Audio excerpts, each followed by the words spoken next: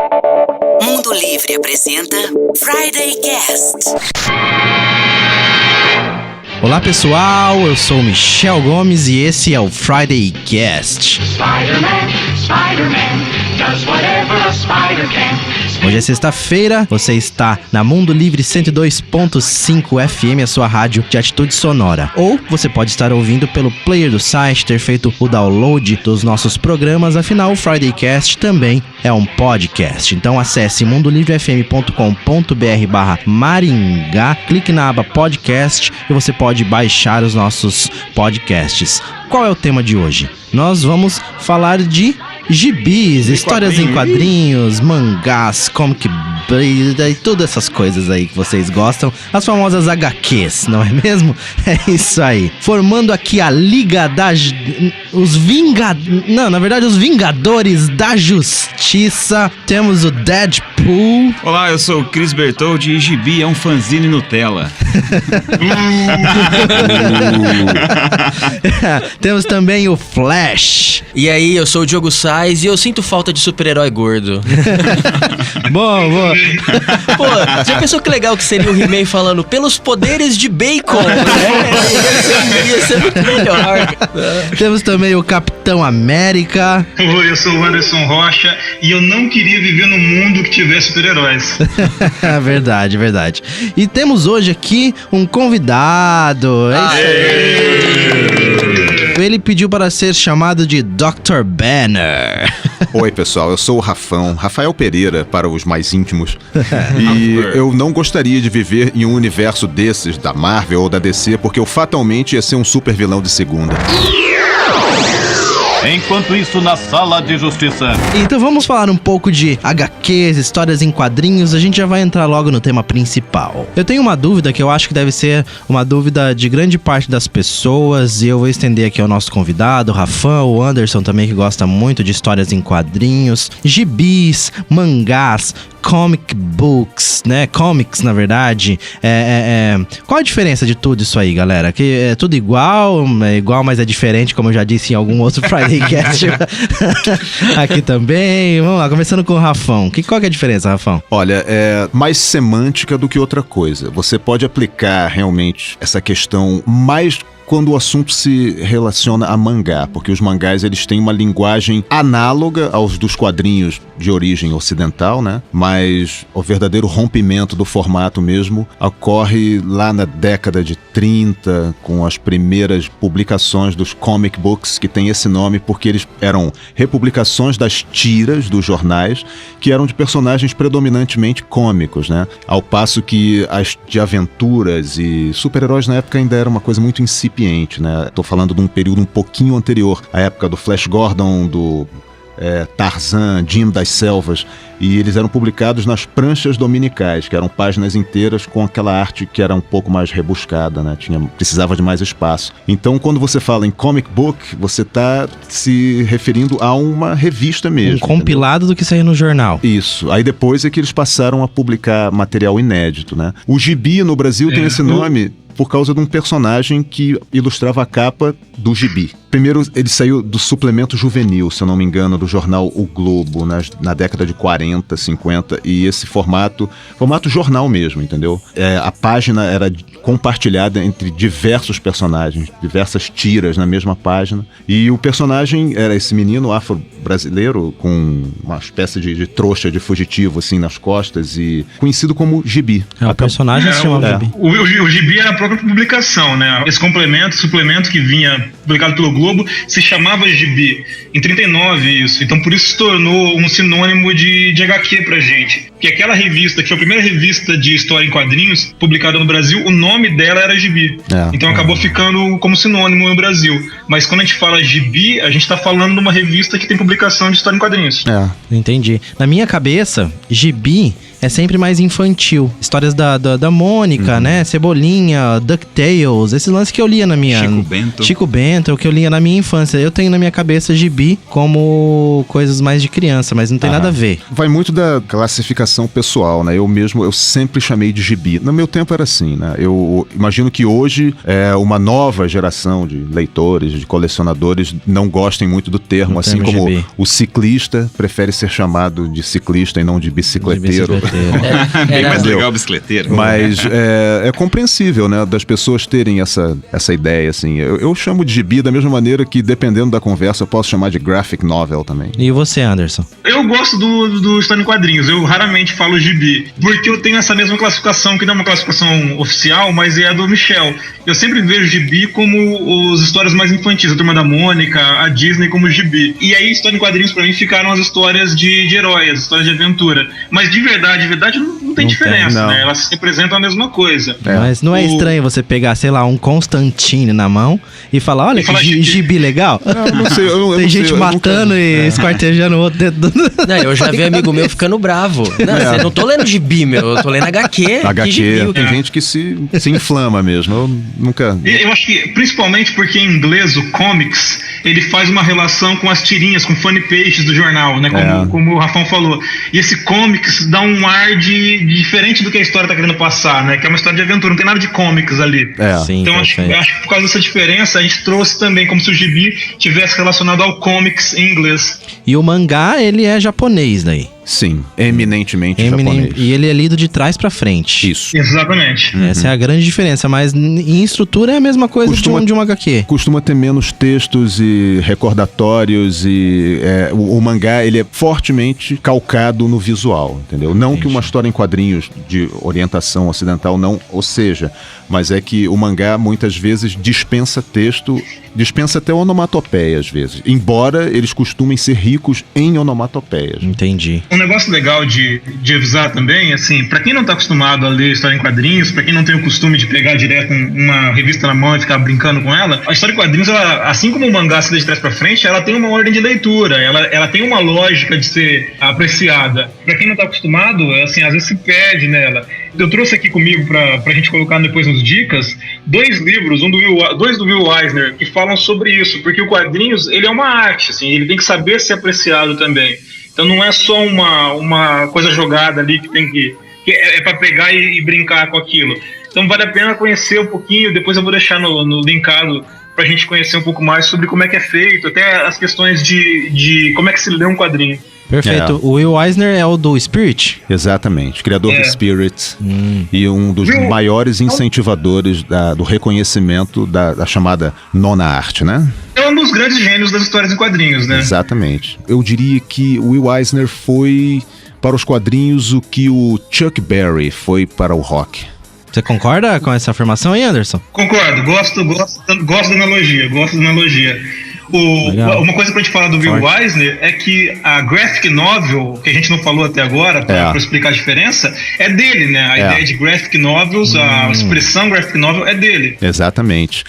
A partir dos anos 60, 70, ele já tinha alcançado um status de autoridade dentro da área, né, cara? Os outros criadores, alguns contemporâneos a ele, como o próprio Jack Kirby e pessoas que vieram depois, assim, que se tornaram papas nessa arte. Frank Miller, por exemplo, né? Que bebeu muito da fonte do Will Eisner. Legal. São pessoas que, se não fosse a influência desse cara, entendeu? Não apenas dentro dos quadrinhos, mas o modo como ele se projetava em outras mídias, né? As pessoas começaram a olhar aquilo com outros olhos, né? Os quadrinhos atravessaram uma fase muito ruim de limbo criativo e perseguição ideológica na década de 50. Vai falar isso daqui a pouquinho. Legal. Só pra gente finalizar, a gente tá finalizando o primeiro bloco. Ok. O que é a graphic novel, então, rapidamente, só pro pessoal entender? A graphic novel, a gente entende hoje como as histórias de quadrinhos que são voltadas para um público mais adulto, tem uma história um pouco mais pesada. Elas se desenvolveram no final dos anos 70 e se popularizaram de verdade nos anos 80, mas hoje a gente entende como esses arcos fechados, né, uma história que começa e termina, e geralmente com temas mais adultos, com violência, com sexo, com consumo de drogas, esse tipo de coisa. Comentário político.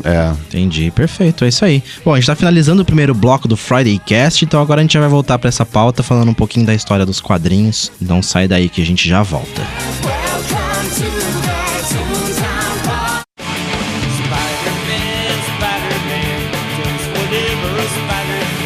De volta com o Friday Cast na Mundo Livre FM. Lembrando que nossas redes sociais são facebook.com/FridayCast, twitter.com/FridayCastBR e instagram.com/FridayCastBR. Acessa lá que você sempre fica sabendo antes do que vai rolar no Friday Cast, acompanha gravações e tudo mais. E esse nós não estaremos ao vivo no Friday Cast, porque na verdade é janeiro, estamos de férias, não é mesmo? Mas não esquecemos de vocês, beleza? Mas não terá live no Facebook hoje. Vamos lá então. Pessoal, história das revistas em quadrinhos. Então a gente já falou um pouquinho, quer dizer que revistas em quadrinhos, HQs, gibis, elas começam nos jornais, né? Isso. Há quem diga que a primeira tira em quadrinhos foi o Yellow Kid, né?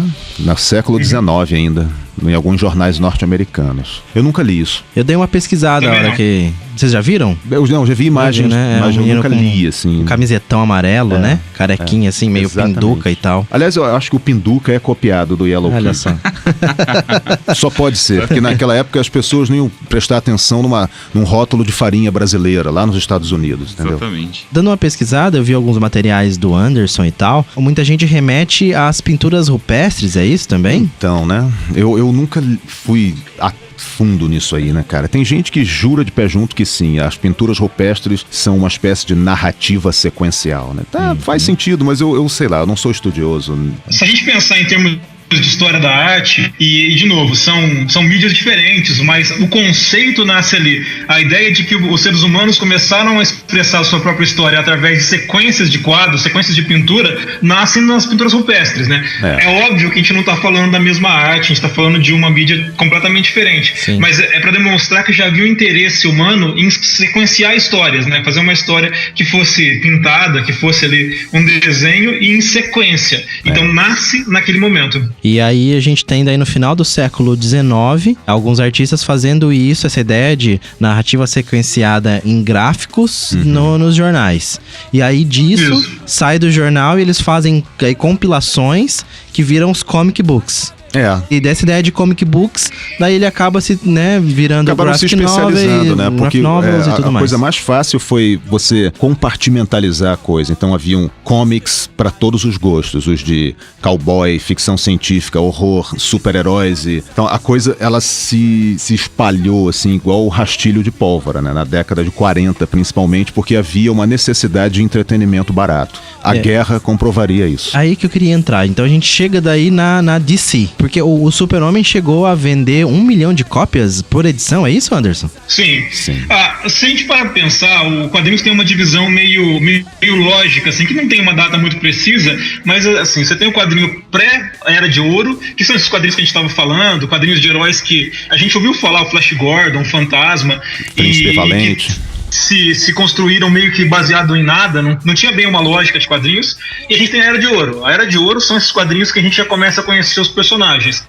O primeiro grande personagem é o Superman, né, na Action Comics, que vai fazer um modelo assim, de personagem, é isso, de herói. E depois a gente vem o Batman, né, da Detective Comics, que é um cara que vai disparar as vendas e vai tornar aquele negócio muito interessante. E a gente tem a entrada dos Estados Unidos, não na guerra exatamente, mas a guerra começa e os Estados Unidos começam a se interessar pelo que está acontecendo na Europa, né? O sucesso do Superman determinou a necessidade de haver um Batman, entendeu? Aí eles queriam outro tiro certo. Aí eles contrataram esse cartunista, Bob Kane, e ele fez um desenho do Super-Homem na hora e começou a variar em cima do tema. Há quem diga que esse desenho, esse esboço dele está disponível aí em algum lugar. Ele rabiscou rapidamente ali umas coisas de morcego e tal. Como é que é o nome dele? É Bob Shane, é isso? Bob Kane. Bob Kane. Do Batman. Ele é o cara que teve a brilhantíssima ideia de colocar uma cueca por cima da calça. Não. Os caras do Superman fizeram isso. Ah, entendi. Os criadores dele, Jerry Siegel, Joe Shuster. Cara, esse negócio da cueca é engraçado. Você sabe o Fantasma já usava também. usava. O Fantasma tem uma cueca preta por cima da calça. O Fantasma é anterior aos dois, né? Entendi. Você sabe, ele é anterior. Ele é anterior, ele precede o Superman 2, 3 anos. Ele só não entra na classificação, que é uma coisa que eu contesto assim, fortemente. A ideia de que o personagem só pode ser chamado de super-herói se ele demonstrar habilidades acima das de um ser humano normal. Então o fantasma nunca entra nessa categoria, assim como o Batman não deveria entrar. No entanto, as pessoas tratam o Batman como um super-herói. Mas ele tem um poder acima da média, não tem, Diogo? Poder aquisitivo. Baita do poder. Baita do poder, cara. Mas aí a gente vai entrar numa discussão meio longa. Mas eu acho que também tem uma diferença, porque o Batman, o Superman, eles estão relacionados a uma ideia de produção que o Fantasma ainda não estava. O Fantasma era uma história independente. Não independente em si, mas ela não estava dentro da ideia de produção da DC, da Action Comics. Ele saía como revista do Fantasma. Quando surge o Superman e o Batman, começa a criar essa aura de super-herói, né? Até por causa dos esportes de guerra, você precisava desses símbolos nacionais e tudo mais. E aí surge o super-herói. Até então era um cara que era o herói, ele fazia mesmo. O próprio Batman, se você for pensar bem, ele também reflete um outro personagem que mais tarde chegou aos quadrinhos. Originalmente ele é do rádio, né? Que é o Sombra. Tanto o Batman quanto o Superman, eles devem muito de suas características a uma geração anterior de personagens ficcionais, que são os heróis dos pulps. O Superman foi inspirado por um livro da época chamado Gladiador, de Philip Wiley, que é sobre um visitante extraterrestre que adquire poderes na Terra e se torna um super ditador. Vocês estão vendo que nada se cria, se copia, né? Sim. Então, assim, ele herda coisas de uma geração anterior, assim como ele serviu de inspiração para uma próxima geração. Diversos outros. Acho que a mais infame ou a mais bem-sucedida seria o Capitão Marvel original. O que eu acho legal falar no meio disso tudo é a influência da guerra nos quadrinhos. Nossa Eu tava Senhora. pensando nisso agora. Virou panfletagem política Totalmente. depois. A capa de Capitão América 1 é um panfleto político. É o Capitão América esmurrando a cara do ditador de um país que não tinha declarado guerra aos Estados Unidos ainda. E não é a primeira vez que a gente fala de algum tema aqui no Friday Cast e ressalta a influência da guerra nas coisas. É bom deixar claro que a gente tá falando da Segunda Guerra Mundial. Pois é, isso. É verdade, é verdade. Uma coisa que eu achei muito legal no filme do Capitão América foi isso, eles conseguiram passar essa ideia de panfletagem política muito bem no primeiro filme do Capitão América. A cena que o Rafão falou tá no filme. Tá no Eles filme. caracterizaram igualzinho no filme. Exatamente. O Capitão América socando o rosto do Hitler com o escudo ainda em forma de escudo, aquele escudo não redondo. Tá igualzinho no filme. Aquela capa tá no filme. Ele é um garoto propaganda, ele mostra muito isso, né? Eles conseguiram encaixar isso naquele filme. Eu achei um filme muito simpático, inclusive, porque eles pegam... o uniforme que ele usa naquela cena é idêntico aos dos quadrinhos. E você vê uma representação dele num filme, numa outra mídia, como ele não funcionaria, entendeu? Aí eles resolveram brincar com isso e homenagear, lógico, afinal de contas é o design do criador dele, do Jack Kirby, e ao longo do filme você percebe que o cara opta e falou, não, cara, eu vou usar meu uniforme com adaptações nele, porque, enfim... Não dá pra usar. E ficou um negócio assim, cara, eles tiveram uma escolha muito feliz, entende? Eles trataram a coisa toda com um nível de realismo, né? Que, na verdade, sempre foi uma proposta da Marvel Comics. Né? É legal falar isso. E depois que acaba a guerra, aí os quadrinhos eles entram em declínio. Em termos. Você tem que pensar o seguinte, a guerra ela é muito importante para os Estados Unidos e para a Europa, mas a gente está falando dos Estados Unidos agora. E importante em todos os aspectos. Você tem que parar para pensar que boa parte da população jovem ou foi lutar ou está engajado no esforço de guerra nos Estados Unidos, em fábricas, trabalhando, fazendo alguma coisa. Esses caras que eram potencialmente grandes consumidores dos quadrinhos. As mulheres também estão envolvidas no esforço de guerra e elas vão para as fábricas, vão trabalhar, vão fazer alguma coisa que ela, diferente da lógica delas anterior. Então isso muda uma sociedade inteira e tudo que está ligado à sociedade, como o consumo de história em quadrinhos. Isso vai ser influenciador para depois. Na Era de Ouro, a gente tem o nascimento de grandes super-heróis, o Batman, o Super-Homem, o Flash é da Era de Ouro também. E esses super-heróis vão se... o Lanterna Verde, não, mas o Gavião Negro, né? Bom, os heróis do DC, muitos deles. Mas esses caras vão se influenciar grandemente pelo conflito que está acontecendo fora da história, mas no mundo. E depois, quando o conflito acabar, tanto as pessoas que participaram, quanto os heróis que estão sendo escritos e lidos por essas pessoas, vão ter que se modificar junto.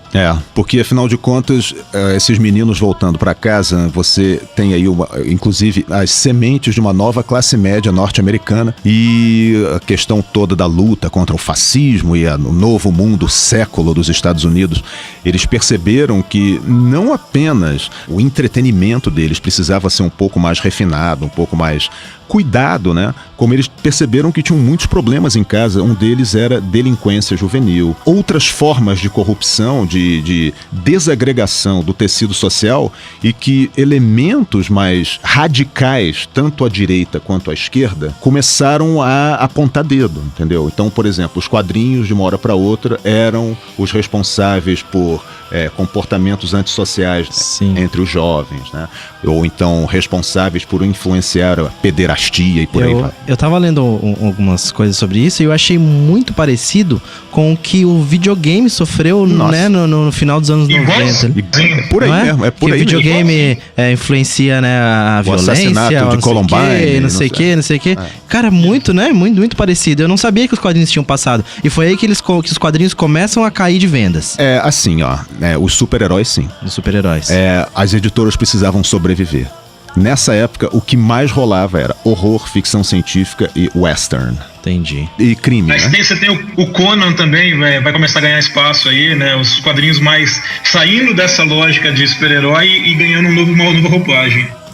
Havia uma tendência também deles recauchutarem personagens de outras mídias. O Conan, por exemplo, né? O Conan, o Fu Manchu, que surgiram todos em pulps, né? O Sombra, né? E que invariavelmente acabaram encontrando um espacinho para eles lá nos quadrinhos, né? Porque muitas vezes essas franquias, acho que na época não se chamava de franquia, mas enfim, essas propriedades intelectuais não geravam tanta renda, portanto, não geravam tanto interesse por parte de advogados pertinho. E aí a gente tem a Era de Prata. A Era de Prata. Você, Anderson, estabelece também, concorda com boa parte desses caras, pesquisadores e gente da área, que a Era de Prata começa em 56 com o Flash Barry Allen?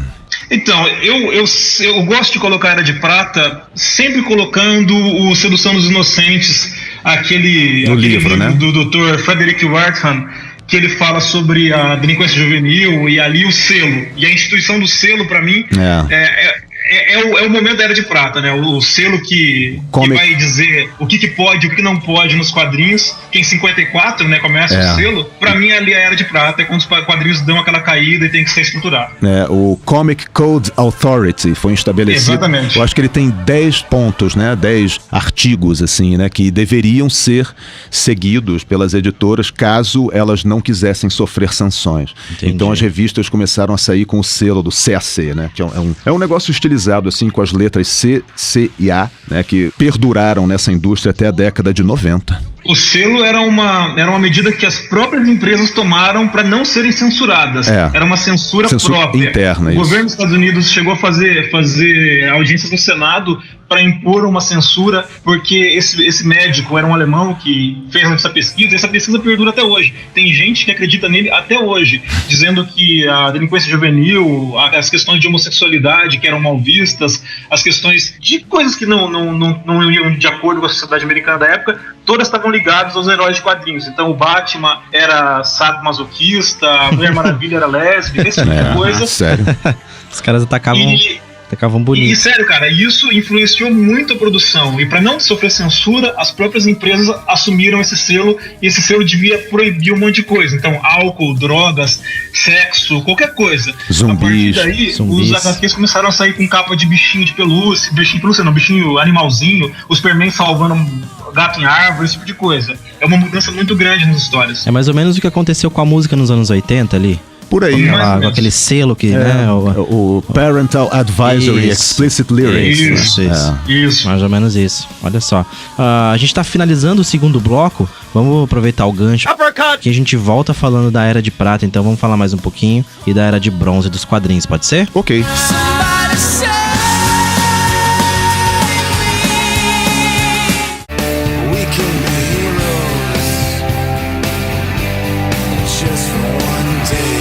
De volta com o Friday Cast na Mundo Livre FM. A gente tava falando sobre a Era de Prata dos quadrinhos. Eu acho que o Rafão tinha um detalhe aí que a gente deixou passar no bloco anterior. O que era, Rafão? Nos anos 40, esse cara, Max Gaines, ele herdou a editora do pai dele. Era EC, né? Educational Comic. De Educational, a primeira coisa que ele fez foi mudar o nome para Entertaining Comic. Atualmente, um resquício dela, um tracinho dela ainda sobrou, assim, no mercado editorial norte-americano, que é a revista Mad. Mas, originalmente, eles publicavam histórias de crime, violência e horror numa linha conhecida como The New Trend, a nova tendência. Então, nova tendência, né? A mais famosa dela era o Tales from the Crypt.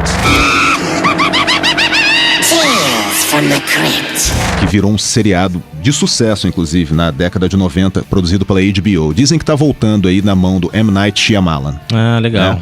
E eram histórias de horror extremo pra época, de muita violência gráfica e que foram usadas como pivô, como bode expiatório. Com esse selo, nesse selo. Antes dele ser instituído. Entendi. Quando esse selo foi instituído, a linha inteira caiu. E eles quase foram à falência. Entendi. Então a revista Mad é dessa a revista editora. Mad surge exatamente no momento posterior ao selo. Como ela é satírica, então ela deve ter sido bastante observada de perto pelo FBI na época, entendeu? Porque, afinal de contas, eles estavam lidando com uma audiência que não era a mesma audiência que gostava de gibi de cowboy e astronauta, entende? Era uma audiência tipo Cris, assim. Tipo Cris, entende? Cris gosta da Mad, né? Adoro. Eu imagino assim, as pessoas que cresceram pra produzir o Monty Python e o Saturday Night Live cresceram lendo revista Mad. Que legal, né? que legal. Eu cresci legal. lendo Mad e Mônica. Muito bom, muito bom. What do you think you might be into? Superhero, fantasy, graphic novels, manga? O que mais que você quer falar da era de prata, Anderson, dos quadrinhos? Cara, eu considero assim, a Era de Prata a minha era favorita dos quadrinhos, porque a gente tem algumas coisas importantes acontecendo. A consolidação das duas grandes empresas, a DC e a Marvel, que vão se tornar as gigantes dos quadrinhos até hoje, é na Era de Prata. Sim. A gente tem o nascimento, bem entre aspas, de um senhor que se tornou famoso, que se chama Stanley Martin Lieber, que é o Stan Lee. Ele é um cara que estava na indústria de quadrinhos desde a década de 40, mas é na Era de Prata que ele tem ali a chance de colocar para fora as suas ideias e se tornar um cara importante na indústria. E a gente tem a consolidação de alguns heróis que para mim vão marcar a minha vida, assim. Então você tem os novos heróis da DC, né, surgindo, o Hal Jordan assumindo como Lanterna Verde, e você tem a criação das ligas, né, a Liga da Justiça, nascem os Vingadores, nascem os X-Men. Quer dizer, você tem um momento muito legal. O mundo que está ao redor das histórias em quadrinhos também passa a ser importante. Então os heróis negros, tipo o Pantera Negra, o Falcão, o Luke Cage, que vão representar as lutas daquele momento, tudo vai acontecer ali. O que a gente tem representado no universo cinematográfico da Marvel hoje é muito baseado na Era de Prata dos quadrinhos, é isso? Sim, bastante. Ela vai nascer ali. Esse mundo que a gente vê nos quadrinhos hoje nasce na Era de Prata. Entendi. Infelizmente, por uma questão contratual, a Marvel Movies, né, a produtora de cinema, não pôde adaptar as coisas de uma maneira mais parecida com elas aconteceram nos quadrinhos, na cronologia deles. Então você tem um universo Marvel cinematográfico que não levou em conta o Quarteto Fantástico, que foi a primeira equipe da chamada Marvel moderna. Mas é por causa do contrato com a Fox, né? Exatamente. Aquele lance com a Fox, tava vendido.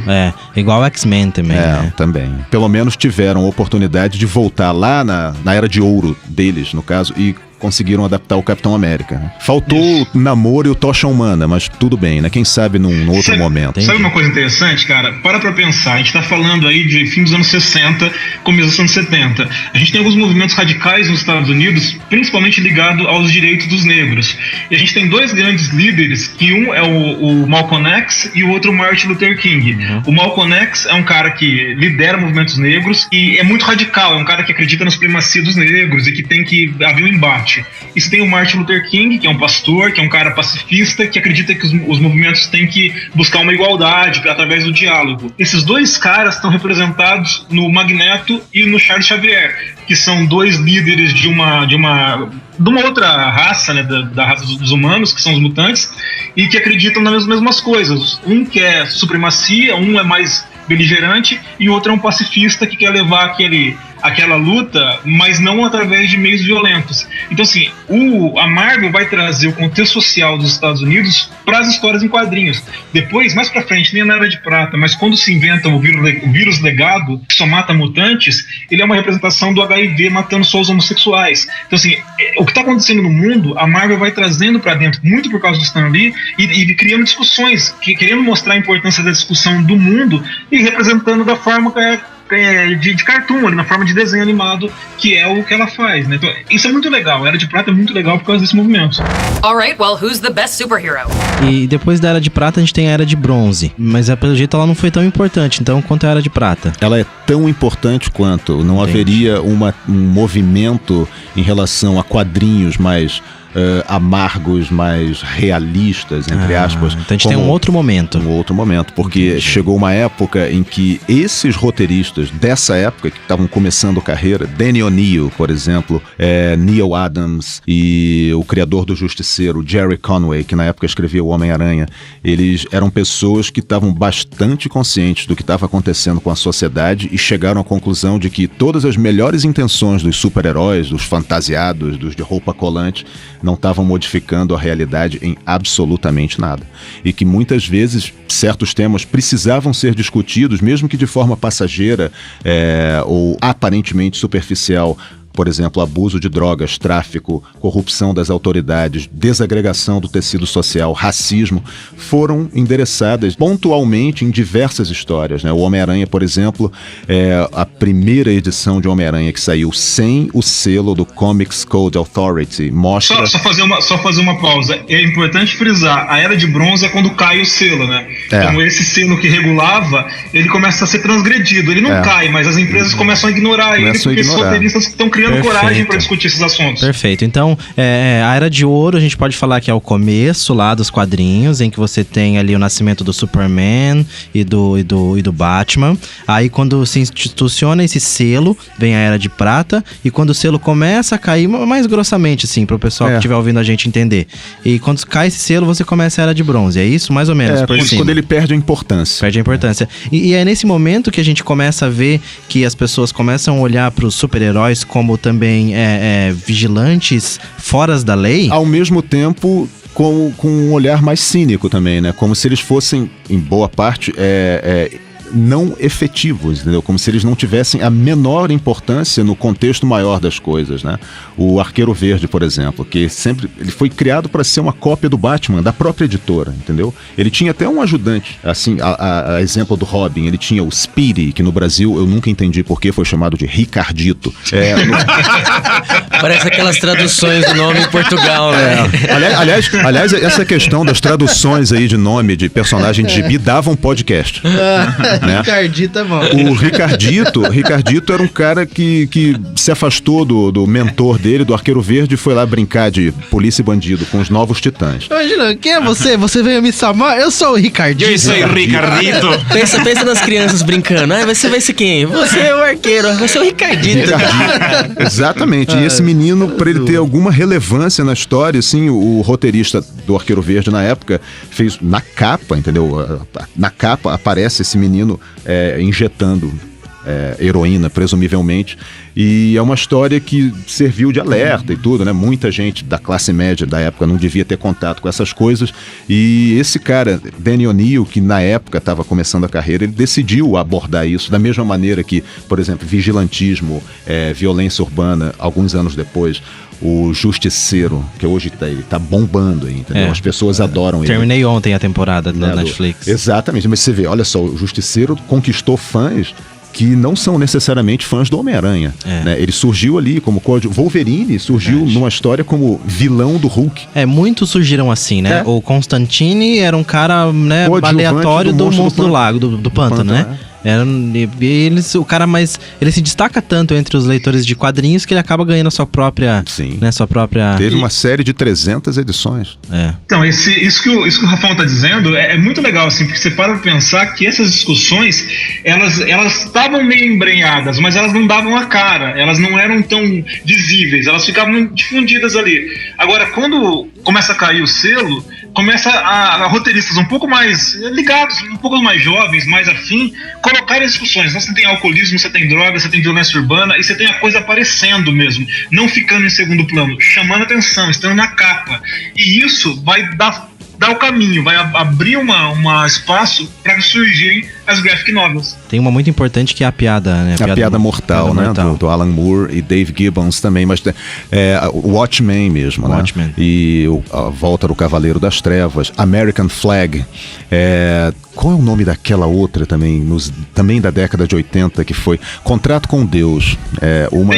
Contrato com Deus, do Will Eisner, né? E do Will Eisner, exatamente.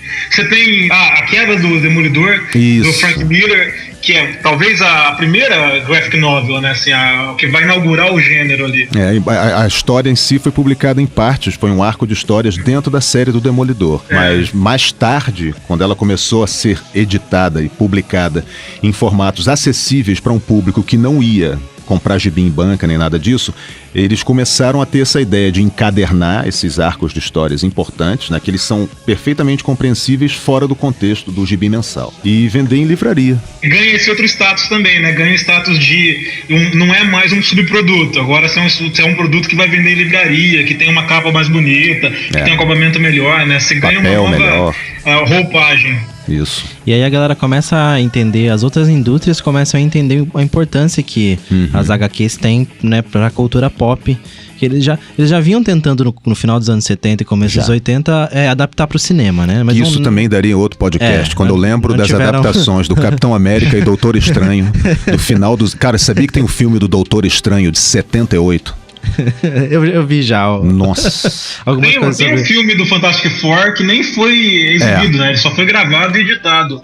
Mas nunca foi exibido. Tá disponível no YouTube. Durante anos ele circulou em convenções aí, em fita pirata. Hoje em dia você encontra ele no YouTube, cara. É medonho mesmo. E aí a gente chega num graphic novels, HQs mais novas. Chamada Era Moderna. Era Moderna. Em termos de classificação. Entendi. E aí você tem o The Walking Dead, por exemplo. Isso. The Walking Dead é legal, cara, porque ele é dentro da genealogia daquela editora Image Comics. A Image foi uma das, para muitos fãs, mais radicais, né? Eu incluso. Responsável pela queda direta da qualidade dos roteiros da década de 90 em comparação a um aumento, assim, uma ampliação da qualidade gráfica, porque eles realmente investiram tanto na qualidade gráfica, nos desenhos, na separação de cores computadorizadas, no papel, entendeu? Das revistas dele. Eu acho que o maior expoente deles da época foi o Spawn, né? Que era de um artista fugido da Marvel, o cara que fez o Homem-Aranha, Todd McFarlane, e ele tá lá até hoje, na Image, e isso aí, né, recentemente eles produziram um documentário chamado A História Oral da Image Comics, vale a pena. A Image era tipo uma cooperativa, né? Quando o Todd McFarlane criou ela, ele foi abraçando várias pessoas que queriam fazer essas produções, mas não tinha espaço na Marvel, na DC, e os caras iam pra Image criar personagens próprios, né? E o Todd foi o primeiro que fez isso com o Spawn. E quando que surgem os selos adultos dentro das próprias, tipo a Vertigo e tal? A Vertigo, eles se deram conta no final dos anos 80 que havia um público mais velho, entendeu? Lendo por cima do ombro dos garotos típicos, assim, né? Que gostavam do Lanterna Verde, da Liga da Justiça, do Batman. E eles se deram conta de que o talento nessa indústria estava atrás desse público mais velho, né? Então, eles começaram a publicar o Sandman. Pasmem, o Sandman saiu sem o selo Vertigo, as primeiras edições. Era para ter sido uma minissérie, né? O Neil Gaiman não sabia aonde levar aquilo. No final, na edição 6 ou 7, se eu não me engano, que é inclusive a edição que a Morte aparece, né? A irmã do Sandman, ele já estava com a proposta na mesa dele, falou, não, eu acho que você deveria inaugurar nosso novo selo adulto, coisa que a DC tinha tentado algum tempo antes com o Piranha Press, né? E esse selo era o Vertigo. O Vertigo também acabou encampando o Monstro do Pântano. Na época o Alan Moore tinha saído fazia pouco tempo, né? E o Rick Veitch continuou, a qualidade foi mantida e tudo, e eles começaram a dar espaço para outros talentos, inclusive talentos não necessariamente nascidos em solo americano. Então foi a chamada segunda invasão britânica, né? Muitos roteiristas e desenhistas que não tinham tanto espaço assim na Inglaterra, normalmente eram capitaneados pela revista 2000 AD, que é a que publica o Judge Dredd desde 1977, e esse pessoal teve muito espaço na Vertigo, né? No mercado americano. E nas editoras independentes também, menores, que a DC e tudo. A Image, ela pega um nicho do mercado que é interessantíssimo, mesmo que a gente fale mal do material que eles produziam nos anos 90, do ponto de vista estético e tudo, mas a Image... Eu não falo mal não, eu gosto. Não, pois eu também, eu não tinha esses preconceitos. Eu, por exemplo, adorava o Savage Dragon, entendeu? Com toda a infantilidade, a ingenuidade que eles, né, a crítica dizia, né? Mas eu acho que esses caras são heróis, bicho. Esses caras continuam um legado que o Will Eisner estabeleceu na indústria. É isso, sabe? Você não tem que ser... Por que você vai direcionar todo o seu esforço criativo para dar dinheiro pra Marvel e pra DC? Sabe o que eu fiquei sabendo recentemente?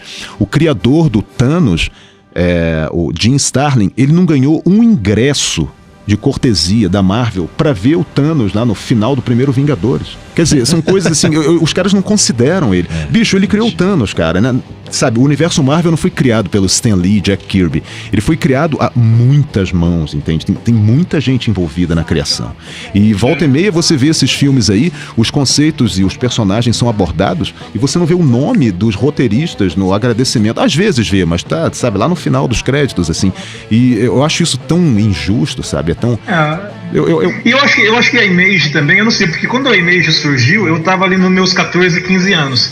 Então era uma época que eu gostava dessas histórias. A Witchblade, por exemplo, povoou meus sonhos assim várias noites. Sim, claro. Smell that? That's the smell of new comic book. Tem alguma coisa que vocês querem considerar sobre quadrinhos? Pra finalizar, assim, alguma coisa? Eu acho que tem sempre um gibi pra pessoa certa, é só saber procurar. Perfeito. Alguma coisa, Anderson? Não, assim, depois dessa frase, eu me coloco em silêncio. Eu concordo 100% com ele. Perfeito. Se você ainda não leu nenhum gibi, uma HQ, é bem isso. Encontre sua HQ certa, que ela está te esperando. Beleza? Valeu, galera. Acho que é isso. Bom janeiro pra vocês. Espero que as férias aí estejam... Deixa eu perguntar um negócio. O Cris e o Diogo estão aí ainda? Então, Sim. Opa! Nós estamos aqui de plateia VIP aqui, aprendendo. Eles estão só no caderninho, anotando tudo aqui, cara. Você aí em casa, ó, achando que gibi é só Chico Bento, tá vendo? Ó, tá falando de putaria, de droga, de álcool, e você não tava nem sabendo. Satanismo. É isso aí. Valeu, galera. Valeu. Um abraço. Tchau. Até mais, pessoal.